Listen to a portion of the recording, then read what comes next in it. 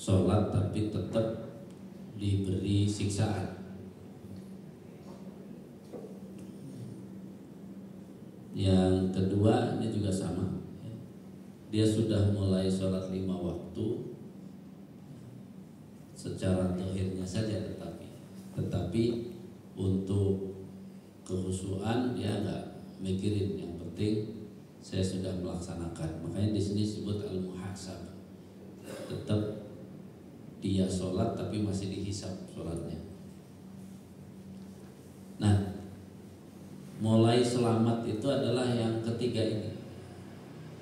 Dan inilah harapan dari poin yang ketiga ini, yang waktu itu hadis Nabi tentang sholat 5 waktu seperti mandi, yakni bisa menggugurkan dosa. Kalau mandi menggugurkan kotoran, kalau sholat menggugurkan dosa. Makanya di sini sudah mukafir anhu, sholatnya sudah bisa ya mengcover, ya, menutup. Ini kan berarti sudah mulai ada usaha untuk melawan dan mengendalikan diri. Nah, pelajaran manajemen sholat itu paling tidak sudah mulai masuk di ranah yang ketiga, kemudian keempat. Manajemen sholat sudah mulai berusaha menyempurnakan, menikmati walaupun belum, ya, fokusnya belum penuh, belum. Nah, untuk yang kelima itu makanya dia sudah Musa pun sudah layak diberi pahala. Baru kemudian ya ini levelnya sudah, kalau yang ini levelnya cita-cita bagi kita. Jadi sholat itu 100% menuju Allahnya. Makanya di sini disebut muqarrabun. Muqarrabun, orang-orang yang sudah dengan sholatnya benar-benar mendekatkan diri kepada Allah. Jadi ini berdasarkan ya wabilus shayyib, al-wabil as-shayyib artinya hujan lebat. Ya, kitabnya namanya hujan lebat. Tapi salah satunya isinya tentang ya berarti kan kondisi yang dialami oleh umat Islam masih serba kurang. Nah, ini yang kalau kita sebut dari sini berarti paling tidak kita terhindar dari 1-2. Terhindar dari 1-2, kemudian kita sudah mulai masuk ke 3 dan ke 4, sudah lumayan. 5-nya nggak tahu kapan, yang penting kita namanya proses itu sudah Pak, sudah berjalan menuju ke arah yang benar. Nah, dari sinilah ya kemarin nih yang review ya, kenapa sholat lupa rakaat, dan lupa rakaat itu sudah kita bilang bahwa masalahnya serius. Yang lupa rakaat itu sama dengan orang nyupir kendaraannya bagus mati mulu, maka disebut belum bisa. Jadi kalau aduh saya kalau lupa rakaat terus berarti sholatnya belum bisa, belum lancar. Jadi makanya jawabannya kan belum bisa. Bagaimana agar bisa? Ya latih lagi. Namanya latih itu berarti kan tambah kemampuannya baru akan lewat. Nah, kalau suatu saat kita mendapatkan amanat masjid, kemudian ternyata jamaahnya kalau sholat sering lupa gitu ya, pikiran masih kemana-mana, kalau diajak sholat yang lebih bagus suka kabur. Kira-kira kenapa kok kabur? Ini kan biar kita mengerti bahwa kenapa kondisinya seperti itu. Jadi kalau masih belum bisa, ya kenapa kabur? Ya persis seperti orang nyupir masih mati mulu, diajak jalan-jalan ke puncak, dia kabur. Takut apa? Merosot apa? Udahlah banyak keringet dingin ya. Dia bisanya baru yang apa? Gas. Ya lurus-lurus aja gitu. Bahkan mungkin kalau diajak ayo mau ke sana nggak yang banyak macetnya, dia nggak mau juga. Jadi dia ya di lapangan lah misalnya. Seneng dia kalau ketemu lapangan. Nah, tapi kalau ilmunya ditambah, kemampuannya nambah, diajak jalan lebih sulit, dia apa? Semangat. Karena apa? Wah, saya nyoba nih nanti. Nah kalau udah bisa sekali dua kali malah apa? Kemana lagi gitu dia. Ini poinnya. Jadi artinya ya dengan adanya beberapa orang misalnya kabur kesana ini nggak usah terlalu dipikirkan sebenarnya. Karena apa? Ya kan nggak mungkin gitu. Kalau sebuah sekolah kelasnya harus naik, dia maksa naik tapi kemampuannya nggak mau nambah, ya nggak bisa. Makanya solusinya ya tadi dicari tahu kenapa, ya, kenapa. Karena masalahnya sebenarnya bukan ya sholatnya, bukan imamnya, nggak ada masalah dengan imam, nggak ada masalah dengan DKM. Masalahnya adalah mau nambah ilmunya atau tidak, mau nambah kemampuannya atau tidak. Kalau enggak ya nggak bisa. Makanya bagi orang-orang yang sudah terus bertambah kemampuan malah pengen lagi, mana ada jalan yang lebih susah lagi kan gitu ya. Ya kan gitu kan, kalau yang sudah itu kan tertantang itu apa? Lebih susah lagi, lebih susah lagi. Makanya para sahabat itu kan sampai berani nebeng sholat Nabi itu kan nekat. Yang akhirnya nanti ada ketemu sholat yang panjang, lama, ya udah itu bisa. Tapi kalau yang masih kabur-kaburan nebeng itu pasti kabur, nggak jadilah ikut gitu. Tapi kalau sahabat kan ngerti, ngikut Nabi udah ngikut pantang mundur dia. Walaupun ibaratnya bahasa kita sampai gempor ya nggak apa-apa lah. Salah sendiri kenapa nebeng sholat di belakang Nabi, sholat sunnah, sehingga ya harus menderita. Tapi hebatnya dia ngerti adabnya. Sesusah apapun dia nggak mau mundur. Kalau orang kita ya memang imamnya bukan Nabi, tinggal diomelin aja imamnya. Jadi kan kita keren gitu ya. Jadi bukannya dia yang mikir, malah apa? Marahin aja tuh. Kalau nggak puas marahin imamnya, marahin bagian ibadahnya itu sama DKM-nya. Kalau enggak bikin isu lah. Jadi jelas ya, itu udah jelas. Makanya jelas ya. Ini juga kepada sudah tahu bahwa pikiran kemana-mana itu bukan masalah nggak ngerti dulu. Yang paling penting bukan ngerti nggak ngerti, tapi yang paling penting adalah hatinya dimaksimalkan atau tidak. Karena keadaan hati kita itu nggak sama. Selama ini kan bayangan kita gara-gara sering nonton TV kayaknya apa?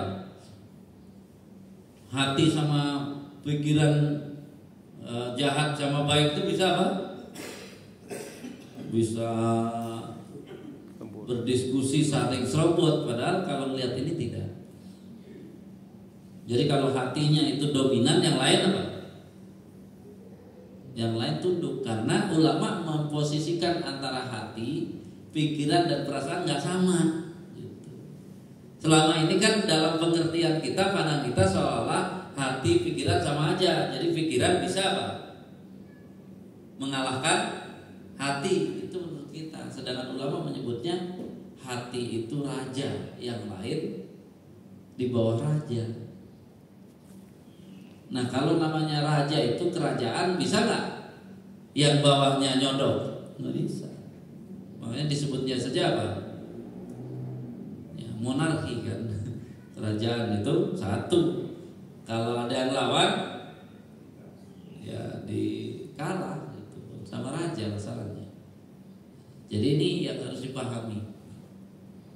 Ulama sudah menempatkan, menjelaskan hati itu dia muncul, yang lain sudah pasti beres. Jadi kalau pikiran kemana-mana, masalahnya jangan karena ininya terlalu kuat, akalnya nggak ada. Allah menciptakan manusia itu akal ini kalah dengan hati yang bagus. Jadi makanya idza soluhat soluha sa'iru amali, itu di situ ya. Idza soluhat soluha jasadu kulluh. Kalau hati itu benar, maka semua anggota tubuh yang lain benar. Wa idza fasadat fasadal jasadu kullu. Kalau rusak seluruh anggota yang lain. Jadi kekuatannya bukan sama. Jadi kalau yang lain nggak bisa membuat rusaknya hati, tapi hati bisa membuat rusak semuanya. Makanya ya kalau ibarat kita yang sepadan juga, kayak pikiran, perasaan dan lain itu kayak anak TK. Hati itu gurunya gitu kan. Guru sama anak TK kan nggak bisa apa? Ya nggak bisa berbantah-bantahan antara guru dengan anak TK. Yang bisa itu kan dosen sama mahasiswa. Walaupun bagaimana boleh ada kesempatan, tapi kalau namanya TK nggak ada gitu ya. Jadi hati itu posisinya lebih tinggi dari ya pikiran, lebih tinggi dari perasaan, lebih tinggi. Makanya tugas kita tinggal kawal saja bagaimana hati itu hadir. Sehingga kemarin ya ini prosesnya menguatkan hati itu sampai 6 langkah itu. Dan dari 6 langkah itu kuncinya kan tetap ya di posisi bagaimana kuatnya hati untuk digunakan menghadap Allah. Nah, hati itu alat ya transfer, jadi alat komunikasinya. Karena di posisi ini kunci keusaha seperti itu, ingin bertemu Allah, lalu bertemu mau apa? Bertemunya ya mau tadi namanya ketemu itu mau menyampaikan sesuatu, mau mendialogkan sesuatu sesuai dengan hadis ini. Sehingga kemarin ketemulah ya formula ini, termasuk jangankan normal, dengar komat aja nggak boleh lari gitu ya. Kan kalau pakai pikiran saja seolah-olah apa? Ya wajar lah, udah komat terus lari. Tapi kalau kita bicara khusyuk, nggak wajar kamu dengar komat lari. Kenapa? Bagi orang yang menginginkan khusyuk, dengar komatnya nggak lari. Siapa sebenarnya kalau dengar komat itu lari? Setan. Orang yang nggak mau rugi, dia kan nggak mau rugi. Cuma nggak mau rugi coba. Nggak mau ketinggalan rakaat, tapi yang dibuang apa? Kekhusyuan.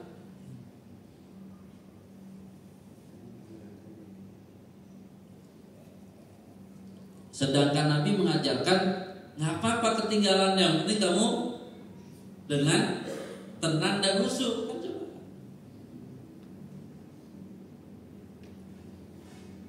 Jadi kita yang kebalik kan, nggak mau rugi pokoknya.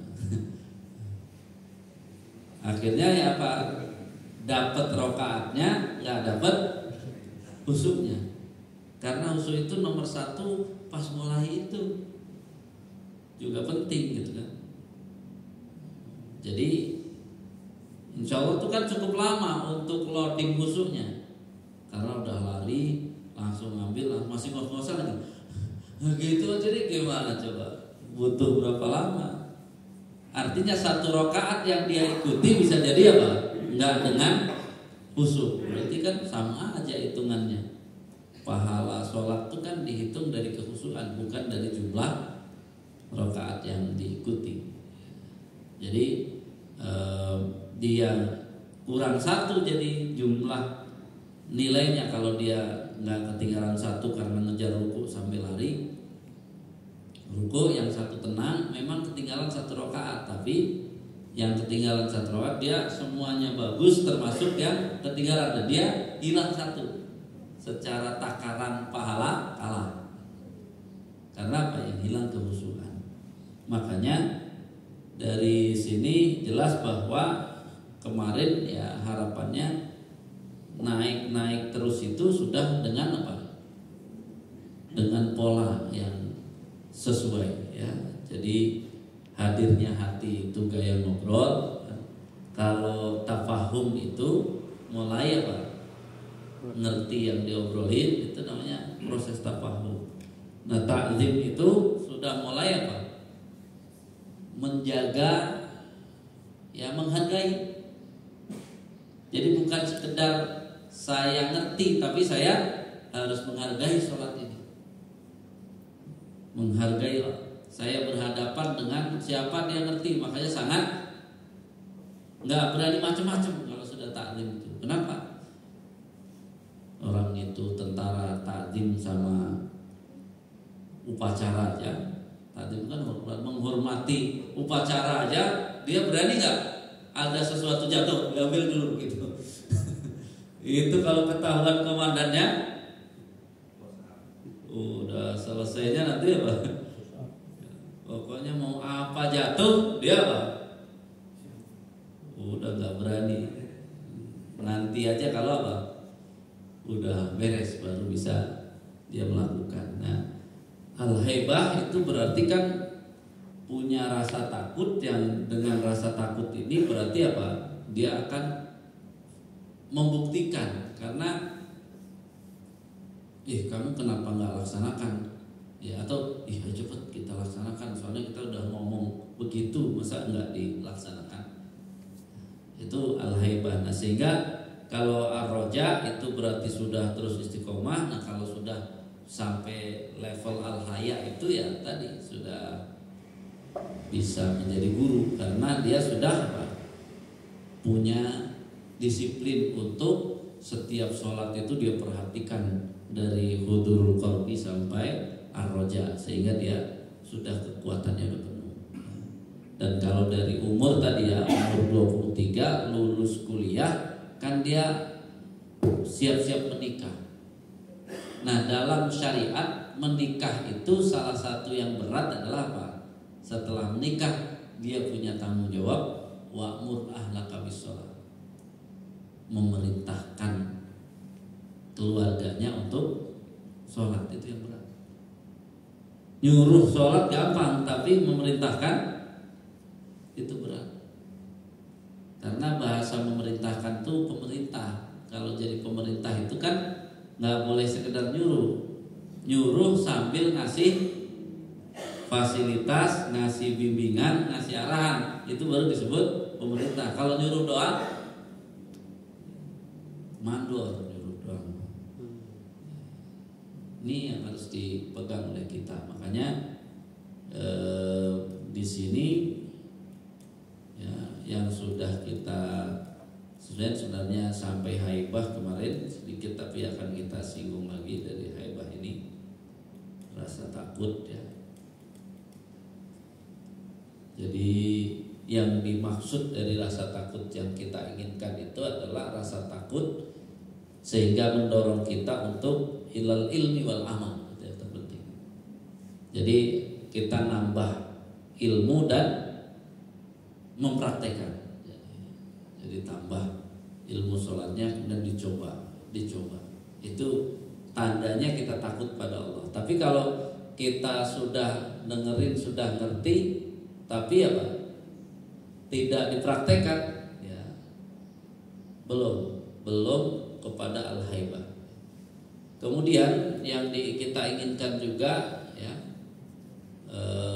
khauf yang keduanya ini yang sini.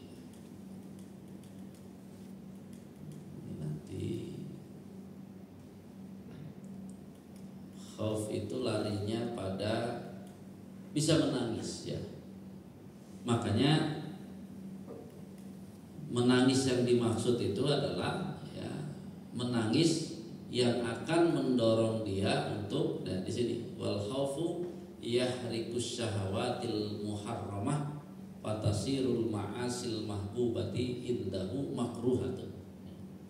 Jadi proses dia rasa takut kepada Allah yang bisa ya membakar syahwat yang haram, sehingga maksiat yang dia suka itu bisa tidak suka lagi.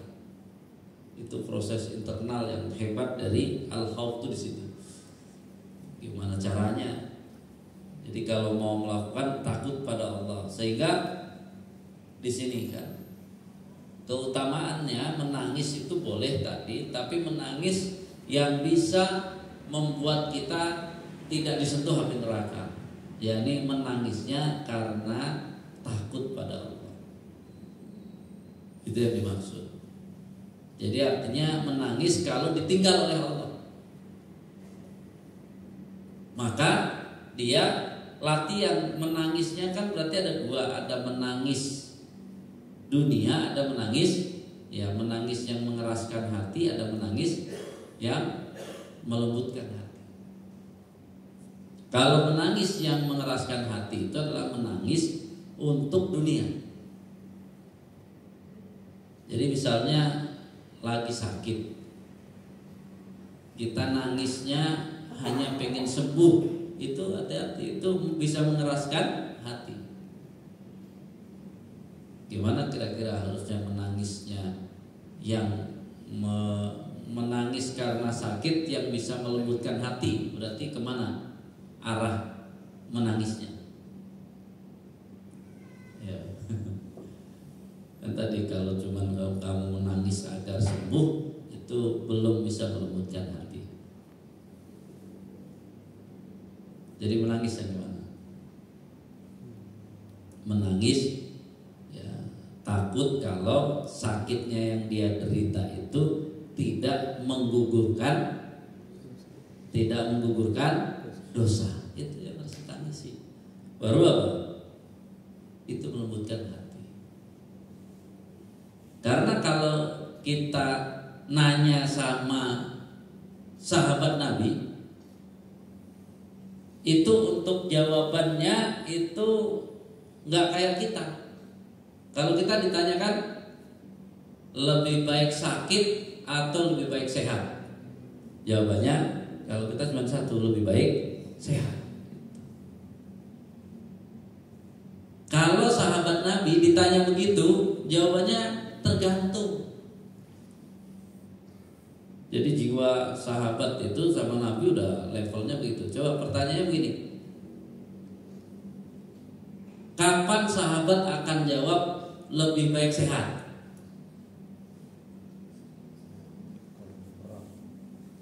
Kan tadi kan lebih baik sakit atau sehat.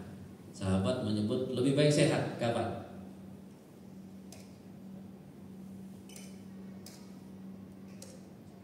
Saat dia sehat. Tapi kalau ditanya lebih baik sehat atau sakit, dia dalam keadaan sakit, dia akan jawab apa? Lebih baik sakit. Karena memang sedang sakit. Karena bagi mereka sakit sehat tergantung Allah. Kalau Allah lagi ngasih sakit, berarti lebih baik sakit. Kalau Allah ngasih sehat, lebih baik sehat. Makanya hati mereka aman. Kalau kita apa? Gimana caranya? Pokoknya apa? Nggak mau sakit. Nggak bisa. Akhirnya pas sakit nangis pengen sehat. Kan kalau dibalik, memangnya ada masalah apa dengan sakit? Ya, jadi nggak bisa ini. Bukan itu yang ditanyakan. Memang salah Allah ngasih kamu sakit? Salah nggak? Kan nggak salah. Jadi ya kalau nggak salah, kenapa kamu harus protes dengan sakitnya? Jadi sama dengan seolah-olah kalau dalam pandangan, makanya kan udah tinggi, ini kan udah tinggi. Sahabat nggak berani minta sehat, sama saja ketika sedang, kalau sakit minta sehat sama aja seperti kalau pas sehat minta. Bisa nyambung nggak? Iya kan, sama kan? Ketika pas sehat dia minta sakit, pas sakit minta sehat. Bagi mereka kan sama ini kedudukannya. Jadi kalau saya sakit minta sehat, sama aja kalau saya pas sehat kayak minta sakit. Karena apa? Yang lebih tahu mana yang terbaik Allah, bukan kita. Kalau hawa nafsu kita pengennya sehat terus, pas sakit agak pusing kan?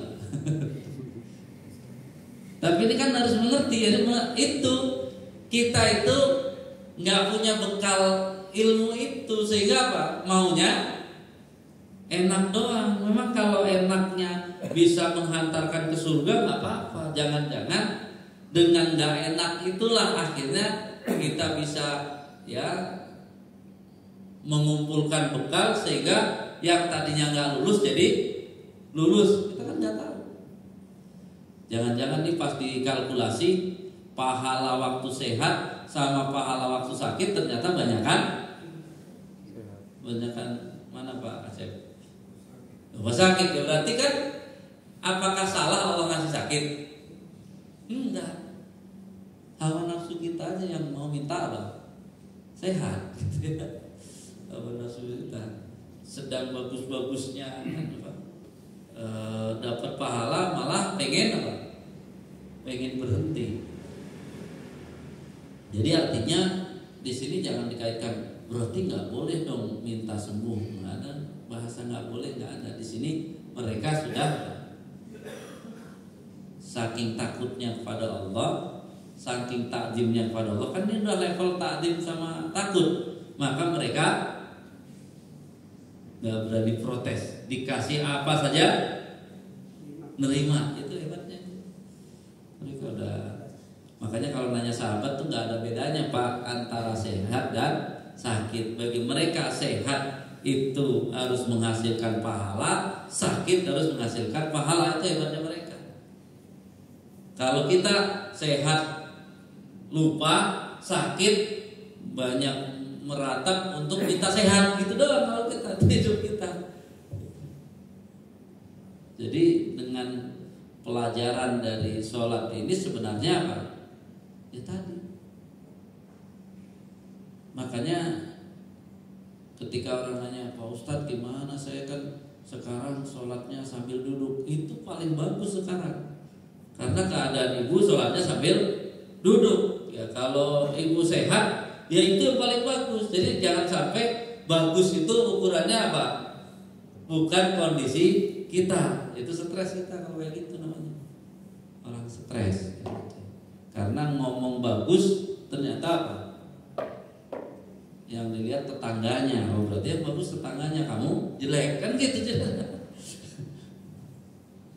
Oh, enakan kamu. Ya udah berarti kamu gak enak, rasain bukan gitu bahasa aslinya ya. Kalau dengan belajar sholatnya kan kita akhirnya tahu oh ternyata nggak ada. Makanya di sini bahkan menangis karena takut pada Allah itu neraka nggak mau ya, membakar orang yang menangis karena takut pada Allah. Makanya kan kalau kita lihat ya, Nabi Ayub itu nggak minta sembuh karena dia apa? Dia sangat paham. Cuman Nabi Ayub akhirnya minta itu bukan karena dianya, karena apa? Kok orang sekitarnya nggak tahan. Nah itu makanya ya Allah jangan sampai ini jadi fitnah. Bahasanya jadi fitnah bagi orang. Jadi bagi dia nggak ada apa? Nggak ada masalah. Cuman orang lain jadi fitnah. Hebatnya dia sembuh itu bukan karena apa? Cari untung diri, enggak. Untuk menyelamatkan orang lain yang tidak sanggup ya. Makanya kewajiban ditaruh oleh Allah kan, hak muslim terhadap muslim salah satunya kalau lagi sakit ditengok, adabnya nengok, doain biar sembuh. Karena memang doa sembuh yang paling bagus bukan dari diri, jadi orang lain yang mendoakan. Itu.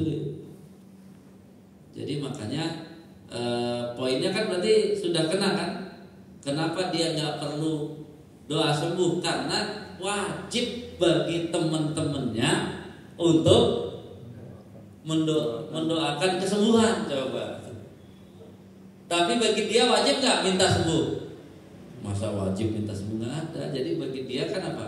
Wa'afini, afiyah itu walaupun artinya sehat, maksudnya dia bisa apa? Ya mendapatkan kebaikan dari kondisi dirinya. Jadi ini ya.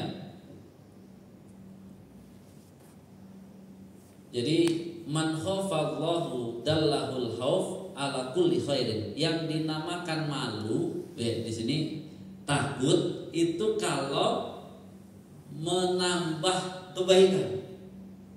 Jadi kalau tidak nambah kebaikan jangan dibilang takut.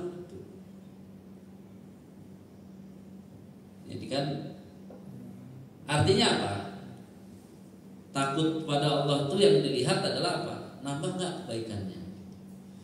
Kalau nggak nambah berarti kamu ngomong takut doang, padahal tidak. Jadi ini nanti kita dengar nih, yang kemarin kan sebenarnya sudah cuma nih jadi penegasan. Makanya lihat ya, takut yang dimaksud adalah berhati-hati ya, sehingga dia ukuran segala sesuatu itu adalah ayat-ayat Allah ya. Dan dia kalau ada sesuatu yang ada ketentuan Allah dengan yang bukan ketentuan Allah, dia akan pakai yang ketentuan Allah. Ini yang sekarang repot kan, kadang-kadang pemimpin-pemimpin gak paham ini. Karena ditekan dari mana-mana, maka disuruh mensahkan LGBT, minimal gak mensahkan, tapi apa? Gak berani apa? Toleran. Itu kan menunjukkan apa?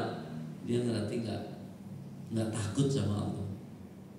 Kalau takut sama Allah, ya dia akan pakai. Jadi sebenarnya bahasa itu bisa dipilih, tapi apa? Takut pada Allahnya enggak. Jadi artinya apa? Kalau ada orang bahwa itu kodrat gimana? Allah menyiksa, itu menunjukkan sangat bohong. Kalau Allah menurunkan siksa dibilang apa? Kodrat. Ya, kalau kodrat masa salah. Bagaimana kalau ada ternyata saat dia lahir ada kecenderungan tadi menyimpang, ya diobati, karena itu apa? Tidak sesuai dengan keterangan Allah. Ujian bagi dia. Saya kok laki-laki sukanya laki-laki, ya langsung salah, itu menurut Allah. Berarti itu ujian berat yang harus dikalahkan, bukan malah apa? Dituruti itu tadi. Ya mungkin saya ditakdirkan, kan? Ditakdirkan.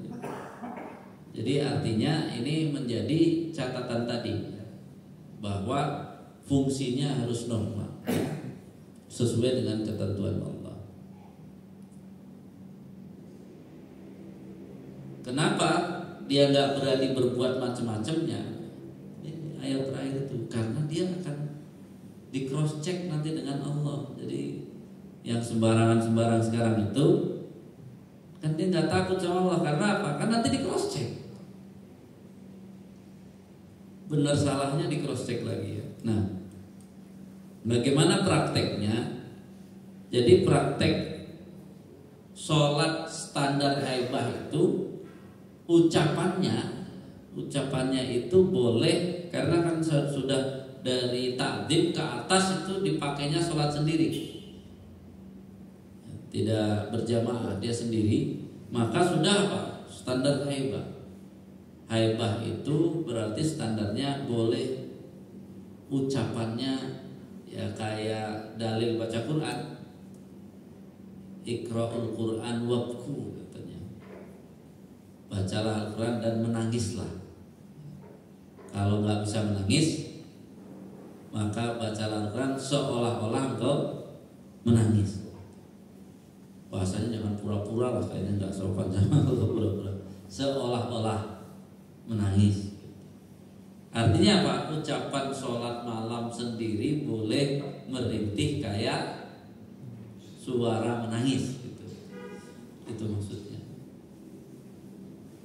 Makanya dia pasti lebih lama ujungnya dan lebih lama jedanya. Bismillahirrahmanirrahim. Dimnya akan lebih lama. Alhamdulillahirabbil alamin. Ya syukur-syukur Allah kasih menangis. Nah, nanti dalam haibah ini kalau ternyata satu kalimat membuat menangis, boleh diulang.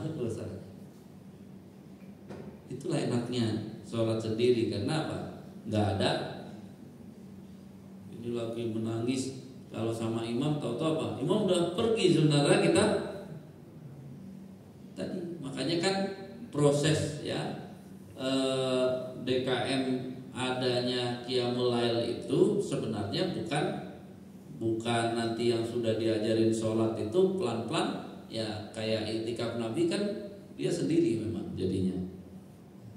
Jadi nanti yang anak-anak yang ini dia suruh ya berjamaah, karena kalau mereka apa?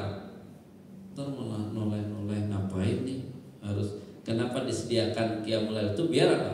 Bagi yang newcomer gitu ya.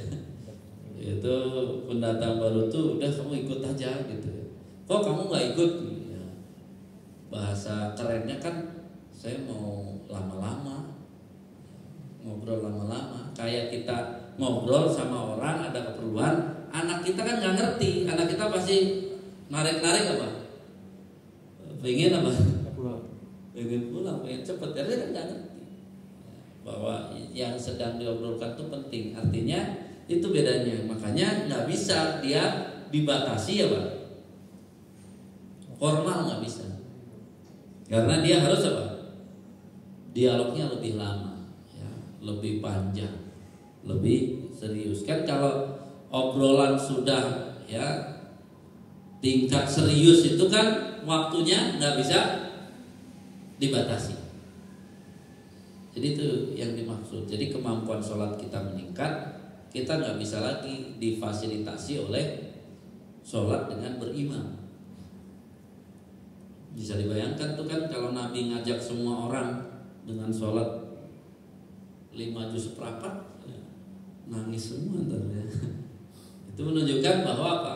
Nanti biar tahun berikutnya lagi bisa lebih lama lagi, tahun berikutnya lagi lebih lama lagi. Saya nanti di bawah ada kita sebut ya tentang itu.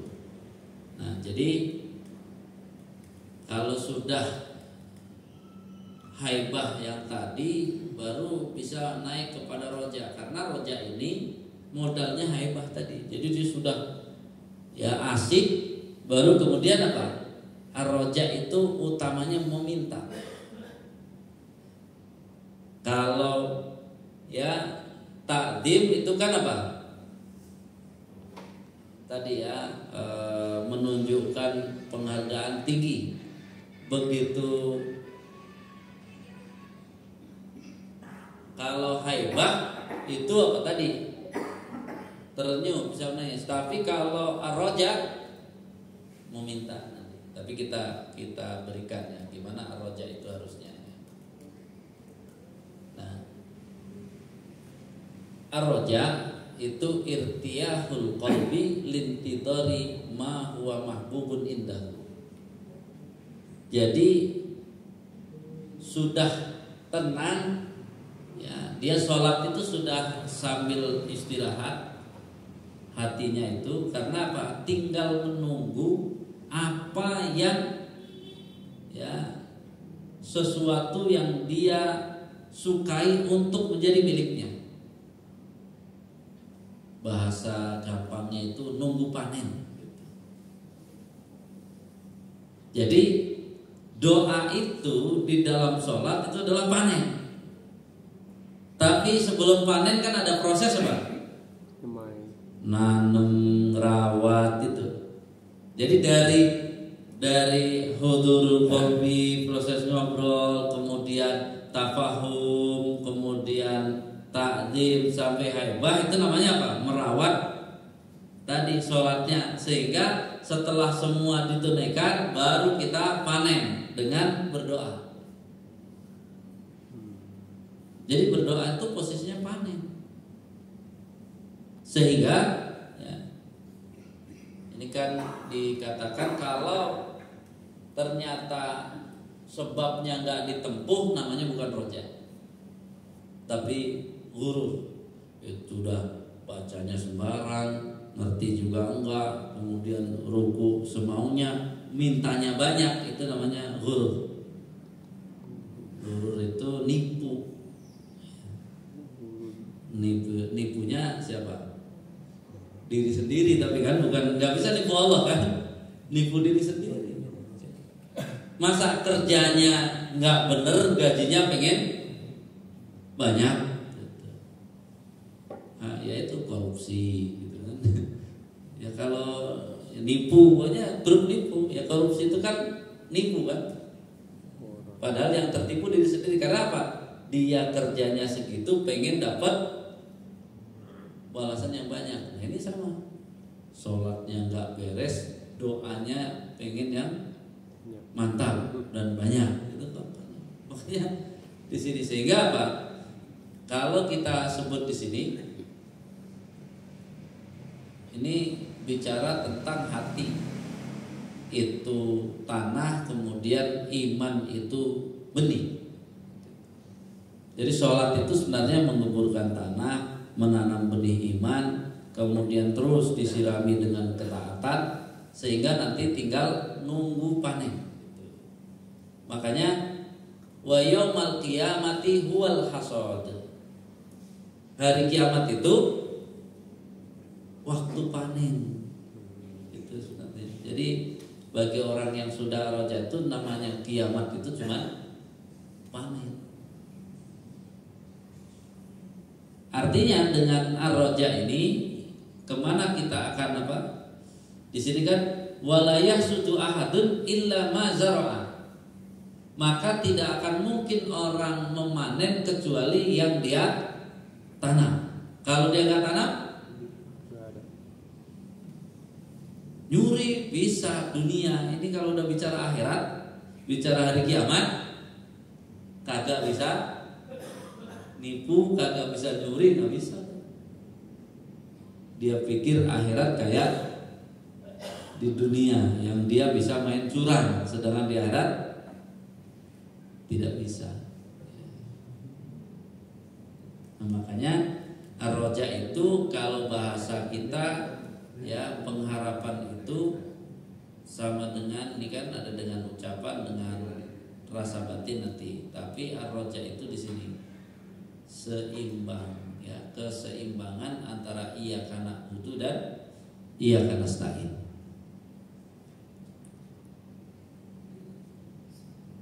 Pertanyaannya, kalau sudah mengerti ini, kapan kita berdoa kepada Allah dalam sujud itu kapan? Kapan kita waktunya berdoa kepada Allah di dalam sujud itu kapan?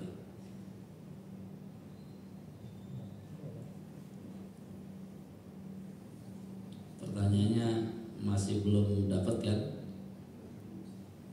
Kapan waktu yang tepat untuk berdoa di dalam sujud? Kalau pertanyaannya kapan waktu doa yang tepat, jawabannya di dalam sujud itu bukan ikut pelatihan ini. Ini pertanyaannya sudah level berikutnya. Kapan kita waktu yang tepat berdoa ketika kita sujud? Kapan?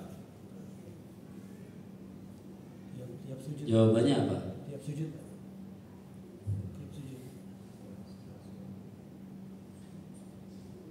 Setelah mengucapkan tasbih sampai hatinya tenang, nikmat, itu maksudnya.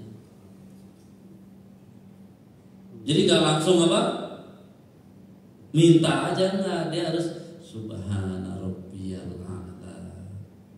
Mau pakai wabi abdi atau tidak silakan, sama aja. Subhana rabbiyal a'la. Kan tadi sudah hebat, benar? Subhana rabbiyal a'la.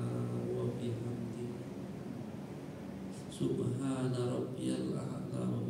Setelah hatinya kayak nyambung, baru silakan berdoa. Makanya pertanyaan itu nggak akan bisa dijawab orang yang nggak belajar.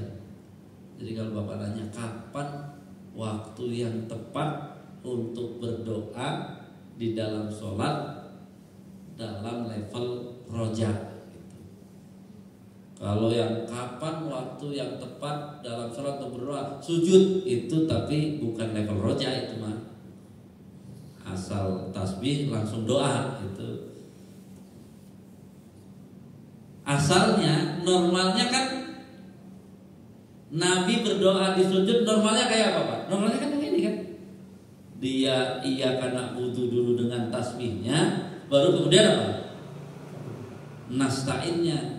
Karena dia tasbihnya sudah menghantar dulu. suasananya nyambung dulu. Ibarat mau minta sesuatu, omongannya disepakati dua belah pihak dulu, baru apa? Deal gitu. Jadi nggak bisa subhanallah, ya Allah, itu belum belajar. Belum belajar. Ya. Ya kalau ini kan memang levelnya sudah nggak perlu mikir waktu lagi kalau ini. Ya udah nggak ada itu-ituan karena dia memang kan sudah roja, udah level itu dia udah nggak ada lagi. Nanti lihat contohnya, ada contohnya yang dari Nabi. Jadi selama ini sholat 5 menit, doa 15 menit, itu namanya apa? Iya karena nasta'in nggak pakai iya karena butuh gitu. Jelas ya, ini kan problem karena nggak paham. Karena sholat itu bagi yang sudah mengerti, mau dia takbir, mau dia tahmid, mau dia tasbih dan meminta harus sama rasanya gitu. Jangan curang, semua ngebut subhanallah. Oh, habis itu sujudnya lama, minta. Konyol itu.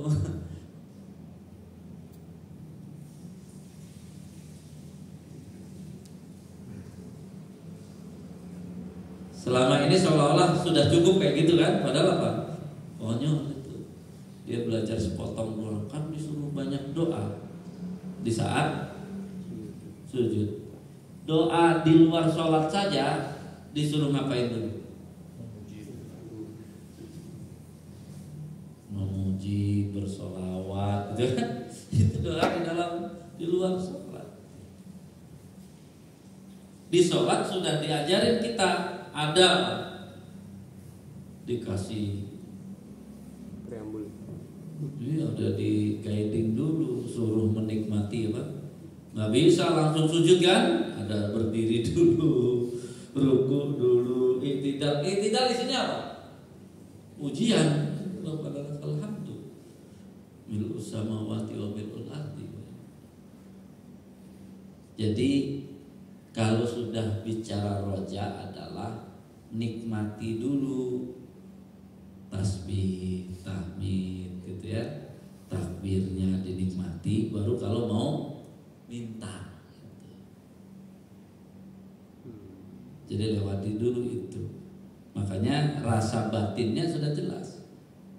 Makanya sahabat ya, mana lebih lama Nabi? Sholat bersyukur atau sholat butuh? Mana lebih lama, sholat bersyukur atau sholat butuh? Bersyukur, berarti bersyukur mau minta nggak? Enggak, berarti isinya semuanya apa? Malah subhana rabbiyal a'la sampai puas, bahkan nggak pakai apa? Minta. Gitu. Gimana mau minta? Orang mau bersyukur bukan mau minta lagi, udah cukup terlalu banyak namanya bersyukur. Itu lebih lama, jadi tasbihnya berarti lebih banyak. Lebih banyak. Jadi tasbihnya udah lebih banyak daripada doanya. Kalau kita karena nggak belajar, doanya pengennya lebih banyak daripada tadi. Makanya sebenarnya beruntunglah, gitu ya. Beruntunglah diajak sholat, baca Qur'annya banyak, karena itu sebenarnya modal untuk berdoa gitu sebenarnya. Kita kerja dulu baru minta gaji gitu. Jadi aneh, pengennya apa? Makanya sampai tadi kan ya Rasulullah nanti konsisten kalau mau apa ngadunya banyak, maka ayatnya juga banyak, tapi tasbihnya banyak juga, semuanya banyak. Jelas ya, ini makanya strateginya strategi doa. Suaranya sudah merendah ya. Semua suara merendah. lembut dengan penuh takut.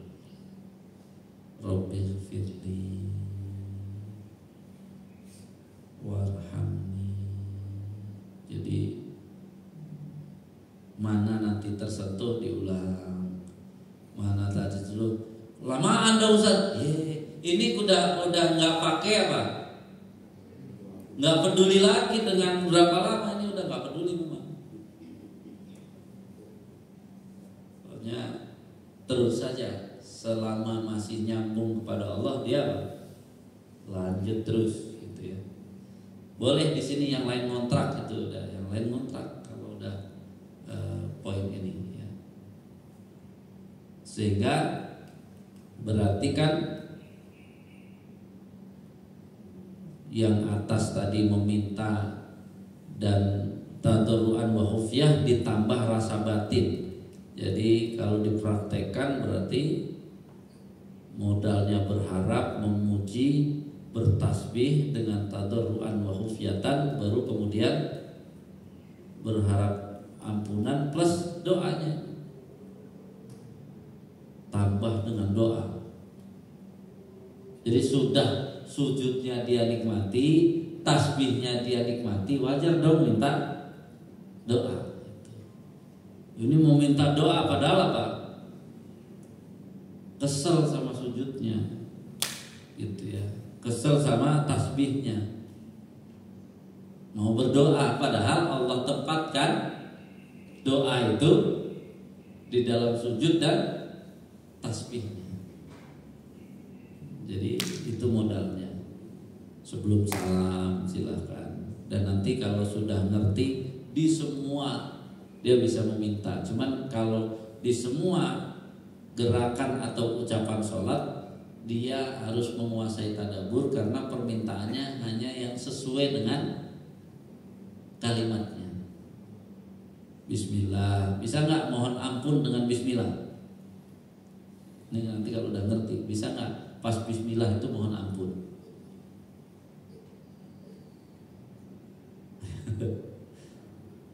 Ayo, Bismillah bisa nggak pas Bismillah mohon ampun?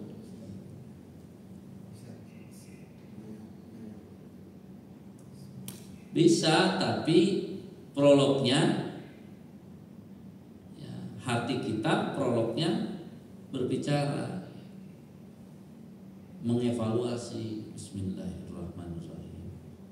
Ya Allah, hamba ini makan kadang-kadang lupa Bismillah. Ya udah itu bisa kalau, tapi prolognya temanya tetap Bismillah. Jangan apa? Belum minta ya Allah saya utang belum bayar, nggak nyambung. Jadi maksudnya kalau yang bacaan-bacaan itu mohon ampunnya karena konsekuensi dengan bacaan itu tidak dilaksanakan, itu bisa. Alhamdulillah kadang-kadang dikasih orangnya cuma segini bukannya itu bisa. Jadi bisa mohon ampun tapi kondisinya harus apa?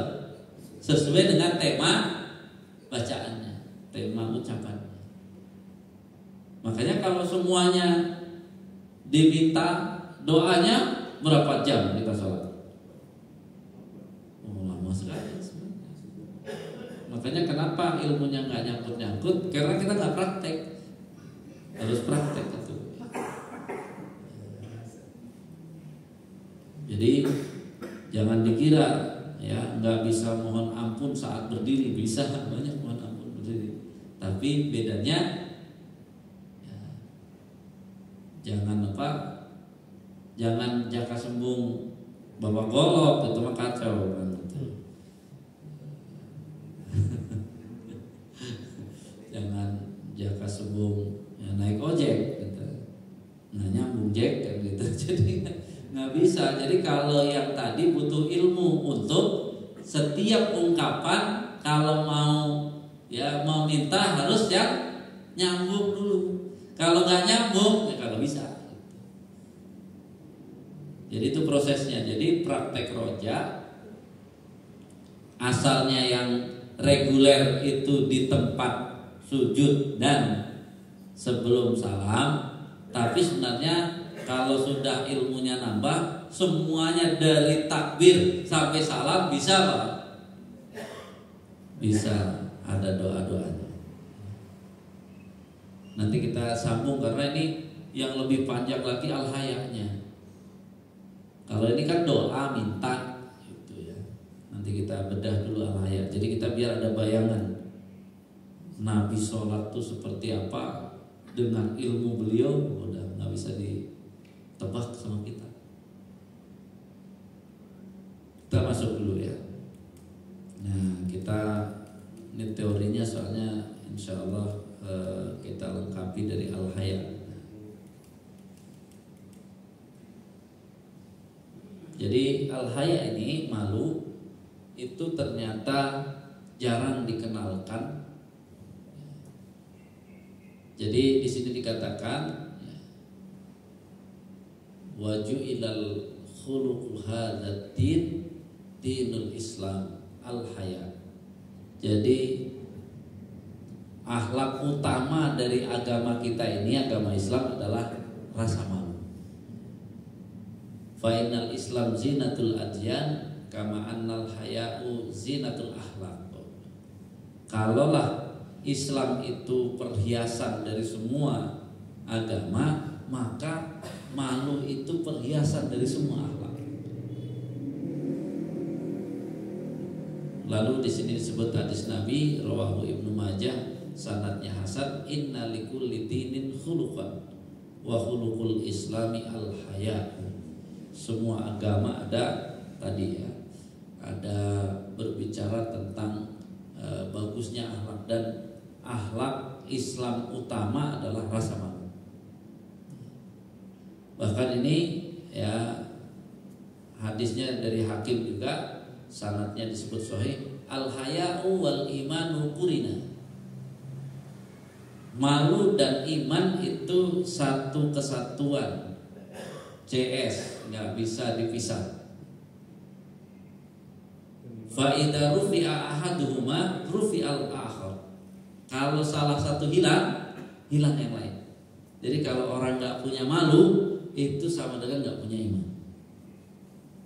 Orang nggak punya iman, yakinlah dia nanti nggak punya malu. Jadi ini yang harus dipahami ya. Nah, saya ingin manggil misalnya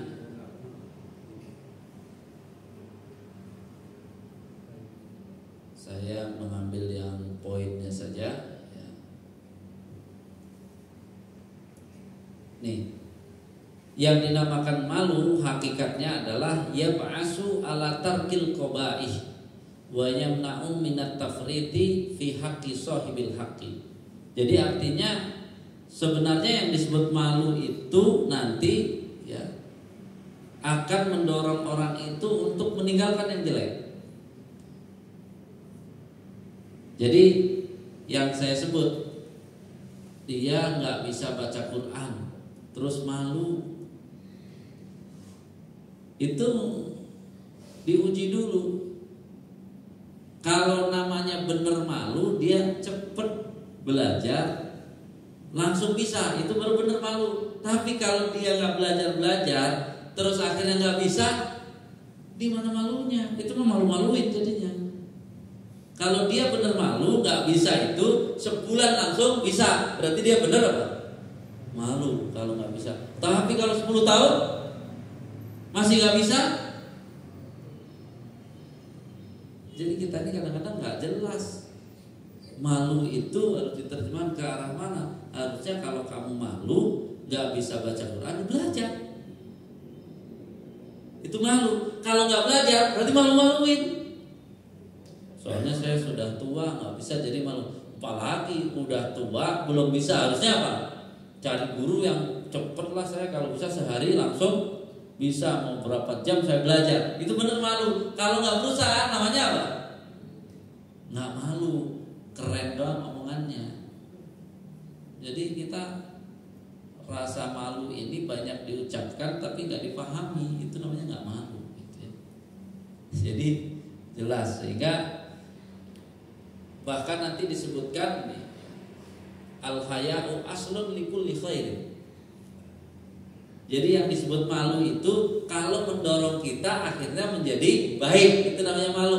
Kalau menjadi jelek itu namanya apa? Nggak malu. Gara-gara bilangnya malu, akhirnya nggak bisa baca. Itu namanya bukan malu, bukan. Karena kalau asli yang disebut Allah malu itu, ya kalau malu dia jadi bisa baca. Yang tadinya nggak bisa baca, jadi bisa baca. Yang tadinya saya malu udah tua, nggak bisa khusyuk sholatnya, terus belajar, terus bisa khusyuk, itu baru malu. Tapi kalau udahlah saya begini walaupun malu, itu namanya nggak malu. Jadi malu itu akan ditempuh dengan ilmu, kemudian apa? Yang tadinya dia malu hilang. Itu baru benar. Ya. Jadi ini yang jelas yang dimaksud tuh ke arah sana ya. Malunya itu bukan malu kayak orang Indonesia jadi alasan, itu mah cuman kesannya keren doang. Gitu. Kesannya keren.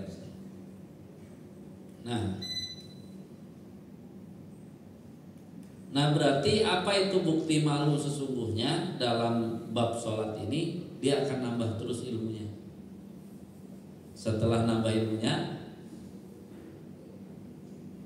dicoba gitu.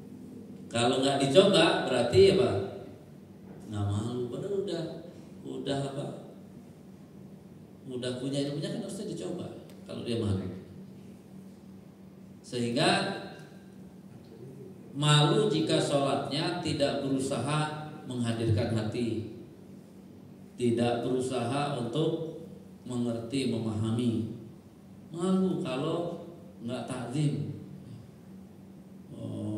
bau apa pakaiannya asem, waduh itu nggak malu namanya. Dia malu sama Allah, dia nggak mau. Kemudian tadi ya, dia malu kalau tidak diiringi rasa takut pada Allah tadi.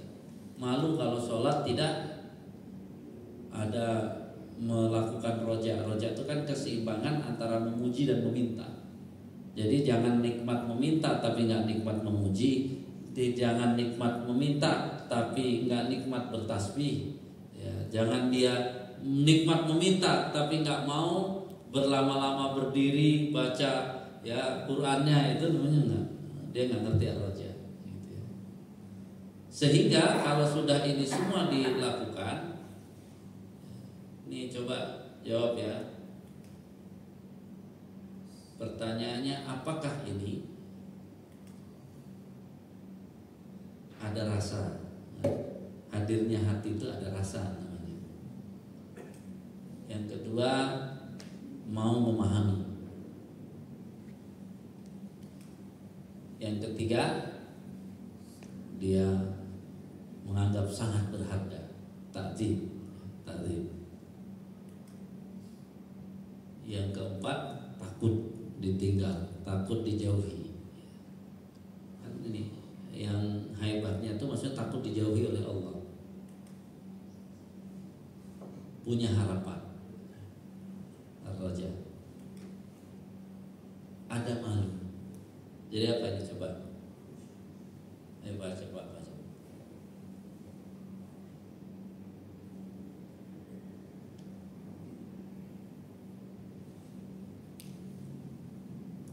Ayo.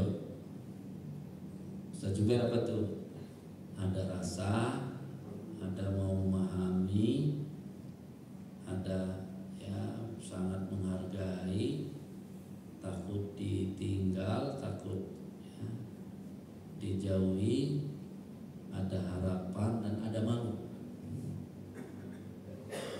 Khusyuk.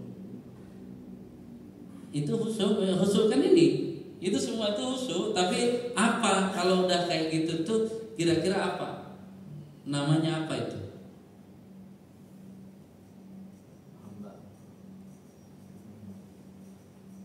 Ini berarti nggak romantis. Cinta kan? Coba itu semua. Ada rasa, ada malu, tuh semuanya tuh. Terus apa? Mau memahami, ya menghargai, ya sangat berarti kan menghargai, takut ditinggal, gitu ya. Punya harapan, itu kan namanya apa? Cinta. Kita ada rasa kepada Allah, kita mau memahaminya. Allah itu sangat berharga, kemudian takut ditinggal, itu kan namanya latihan cinta. Jadi sholat khusyuk itu latihan cinta.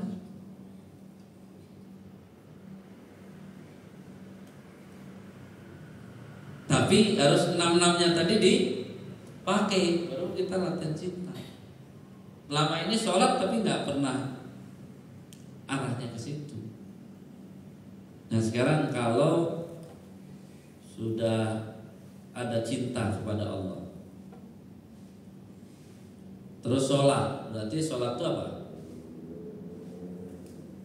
Tiap hari berjumpa, sering lagi 5 kali. Biasanya kalau udah ada cinta, sering berjumpa, rasanya apa? Semua bersamanya rasanya senang, indah, gitu ya. Jadi sholat itu kalau dia sudah ada, berarti apa? Oh, Nabi itu udah kayak gitu, pantesan indahnya sholat. Jadi jangankan mintanya, dari Allahu Akbarnya bagi dia apa? Indah, nikmat ya. Dulu waktu Pak Acep muda sama itu kan rasanya apa? Berbunga-bunga gitu. Jadi, tapi ini dengan Allah, waduh gimana itu? Rindu itu, pengen sholat lagi itu. Sehingga lihat ya, akhirnya kalau orang cinta itu ini kerasa nih. Selalu apa? Sampai ada lagunya kan, mau makan, mau tidur. Lagu zaman dulu ketahuan gitu. Jadul gitu. Ketahuan umurnya. Ya, ini karena orang zaman dulu saya nyambung. Ketahuan umurnya apa? Kalau tahu lagu itu.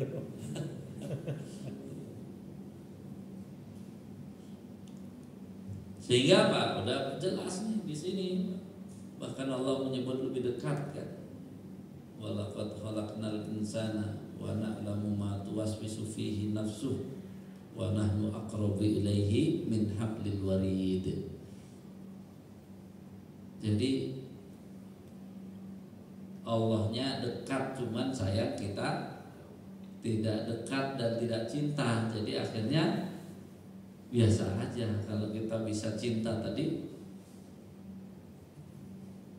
dulu yang sebenarnya yang bapak ya, dengan istri itu jauh begitu aja rasanya dekat. Ini udah asalnya kata Allah dekat, jadi harusnya rasanya lebih dekat. Cuman sayang selama ini hati kita nggak dipakai, sehingga ya nggak jelas kan, ini kan adanya di rasa hati, sehingga praktek al-haya itu udah naik karena sudah cinta itu biasanya bukan doa lagi, sekarang sudah curhat. Jadi kalau al-haya itu curhat. Maka kalau bisa curhat, malu curhat sama yang lain, curhat hanya kepada Allah. Kenapa curhat pada Allah? Ya, cintanya pada Allah, jadi curhatnya pada Allah. Makanya sedih kita coba sekali-kali nonton itu apa, acara apa sih, saya lupa judulnya itu, yang ada hati-hati itu itu isinya malah perempuan, ibu-ibu curhat tentang suaminya, kan coba lihat, ya Allah curhat itu, nanti ustadznya jawab terus doakan, itu kan ini sebenarnya kajian hati atau merusak hati? Kayaknya kan keren, padahal kalau dari sini jangan itu, kalau ya kalau suaminya dengar kira-kira terima atau nggak terima? Nah, itu namanya bukan solusi kalau gitu.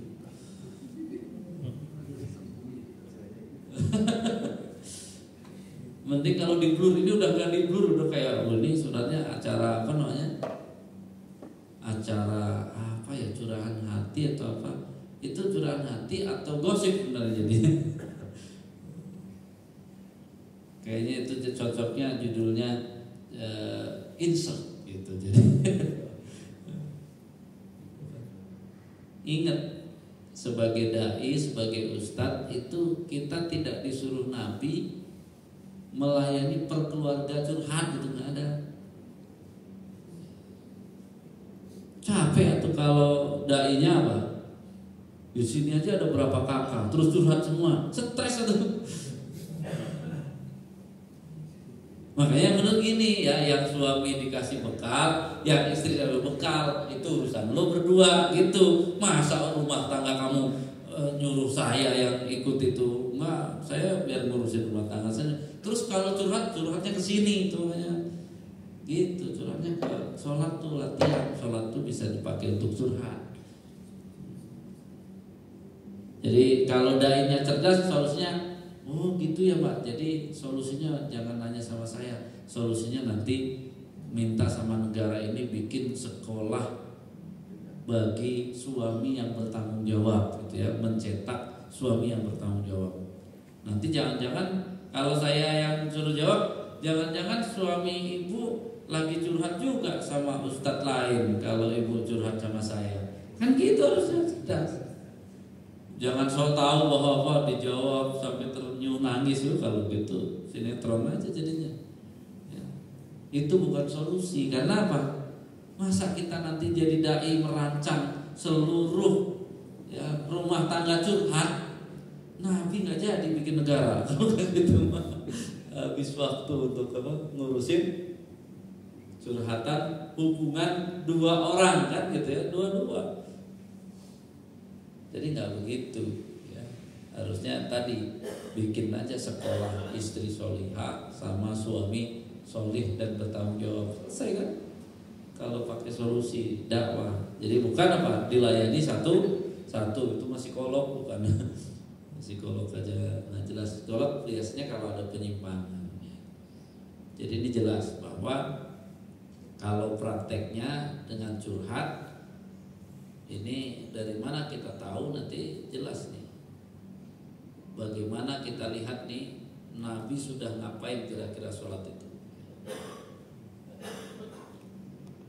An Hudzaifah Ibnu Yaman, ini yang tahu siapa saja yang munafik itu adalah Hudzaifah. Sholaitu ma'an Nabi sallallahu alaihi wasallam. Ma'a di situ walaupun bersama, tapi dia enggak memang dia datang Nabi lagi sholat, dia apa? Ikut gitu. Itu asalnya bukan mah tapi ikut. Aku ikut sholat bersama Nabi suatu malam faftahal Baqarah. Jadi setelah doa iftitah kemudian Al-Fatihah, baca Al-Baqarah. Baca Al-Baqarah. Fakultu ya, karena dia demek, dia ngomong dengan diri sendiri. Ngomong dengan diri sendiri apa bilangnya? Yarka'u indal mi'ah. Paling Nabi nanti rukuk pas 100 ayat gitu.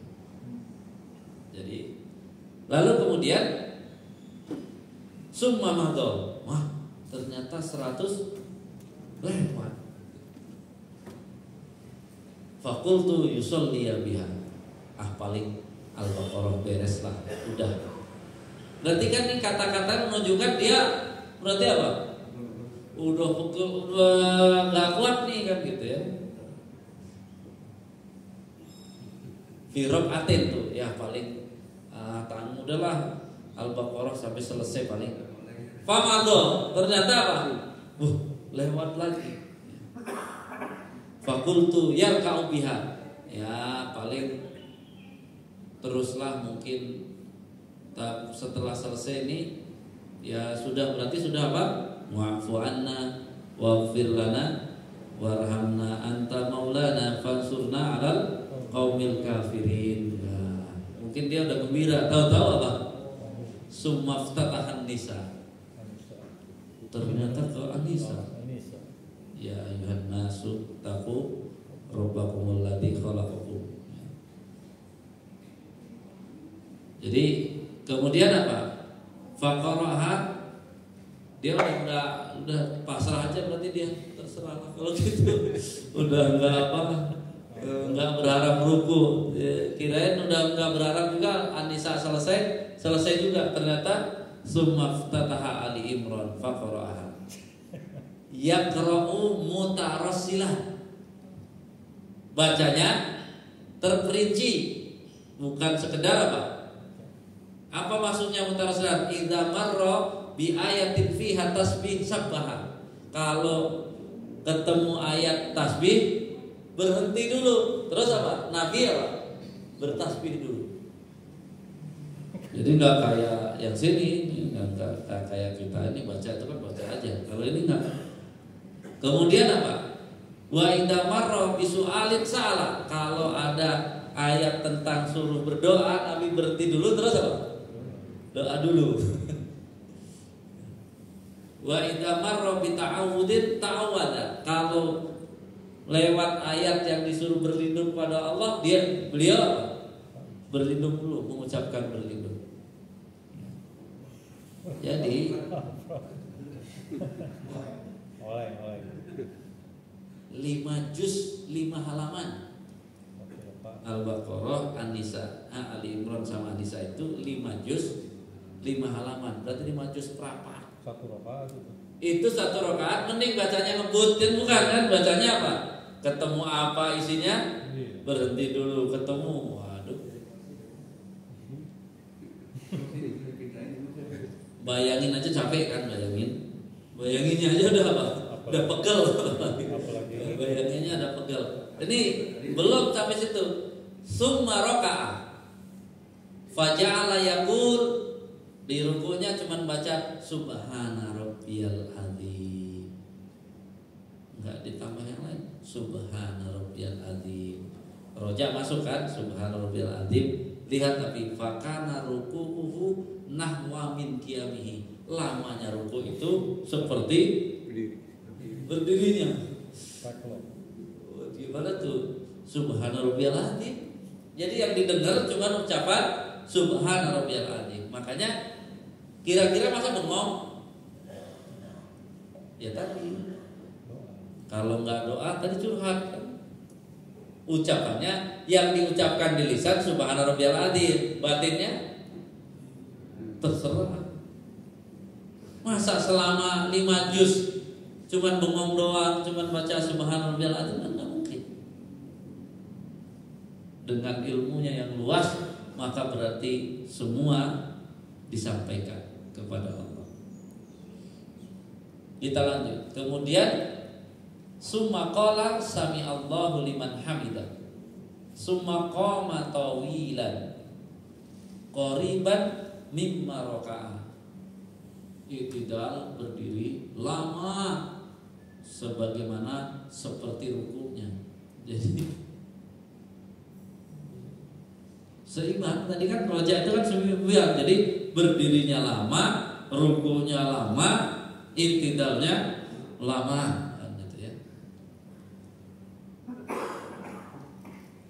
Summa sajada faqala subhana rabbiyal a'la. Sujud bacanya memang kedengaran subhana rabbiyal a'la, tapi fakana sujuduhu qariban min qiyami. Lamanya sujud itu hampir sama dengan lamanya berdirinya. Makanya sholat Nabi itu nggak pernah bicara rakaat sebenarnya. Kenapa disebut maksimal 11 itu? Karena Nabi bisa kebanyakan sepertinya sholatnya 2, tapi habis waktu kayak gitu. Kan ini sampai orangnya setelah belajar ini kan dia pernah, waduh Pak Ustadz selama ini 1 jam itu udah berapa kali salam. Terus saya bilang begini, nanya tuh sama anak-anak, 1 jam kalau salamnya misalnya 1 jam sholat 1 jam berapa kali salam misalnya. Dia karena baru tahu kan paling sholat salam gitu ya, mungkin ada 20 salam. Itu sama dengan kalau nanya sama anak-anak main game over mulu. Jadi kenapa game over? Karena apa? ya nggak asik mainnya. Tapi kalau ini sekali tapi nggak mati-mati gitu. Makanya lama. Itu yang harus dipahami gitu. Makanya lihat surat Al-Muzammil, apakah bicara rakaat atau bicara waktu? Ya ayyuhal muzammil qumil laila illa qalila nisfahu. Jadi di situ tidak bicara berapa rakaat. Yang penting bangun malam tuh bangun boleh setengahnya. Kemudian lanjutannya awin kusminhu qalila, bisa kurang, tapi auzid alaihi, bisa lebih dari setengah malam itu. Jadi kalau Nabi pakai yang lebih ini. Tapi ternyata 2 rakaat cukup. Jadi 2 rakaat cukup.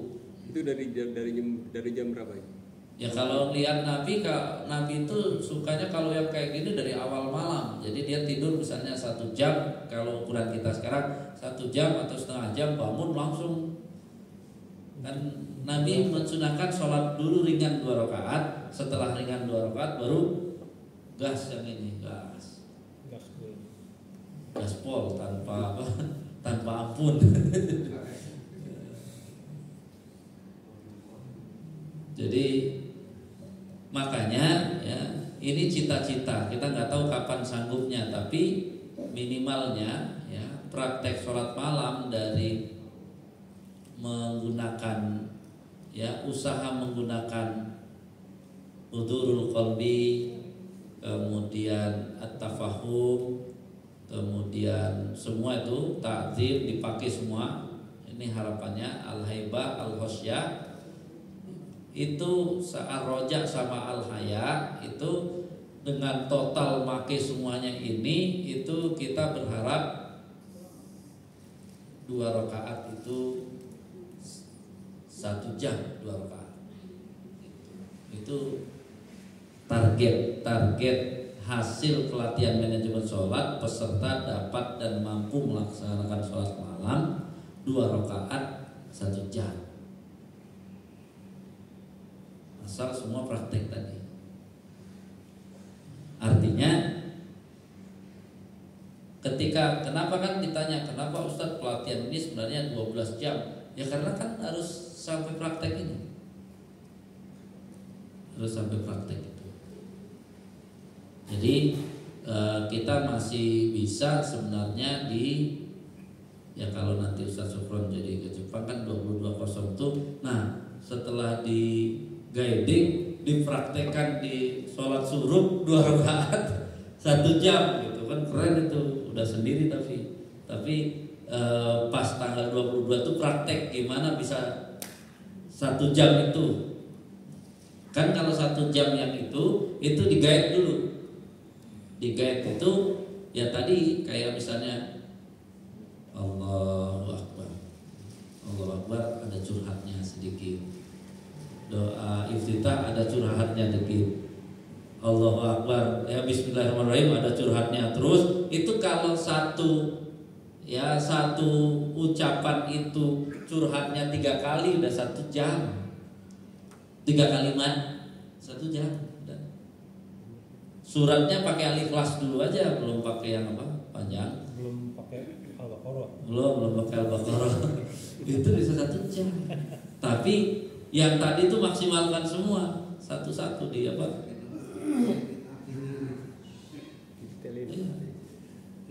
Ya kan kita yang PR kita ya kenapa di tanggal 22 PR kita ada nanti kita tanam lah dari Allahu Akbar sampai salam.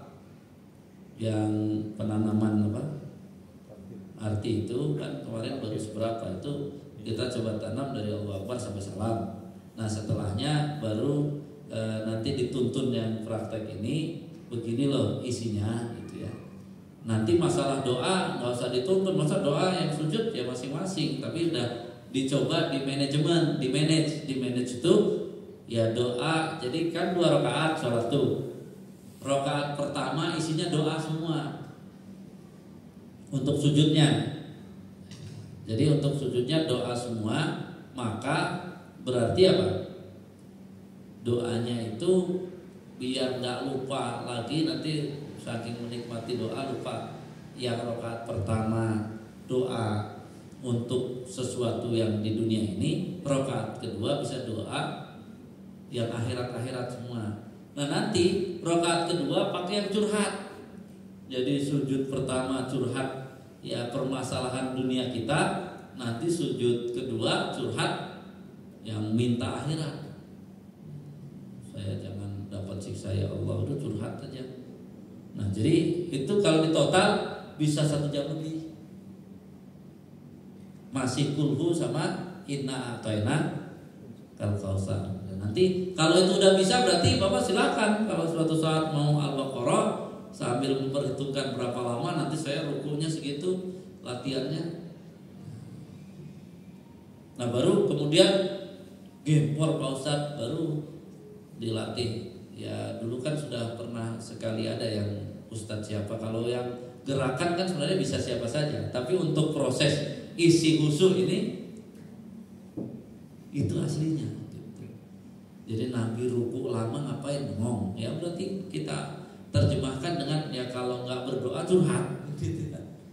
Sujud lama kalau nggak berdoa curhat.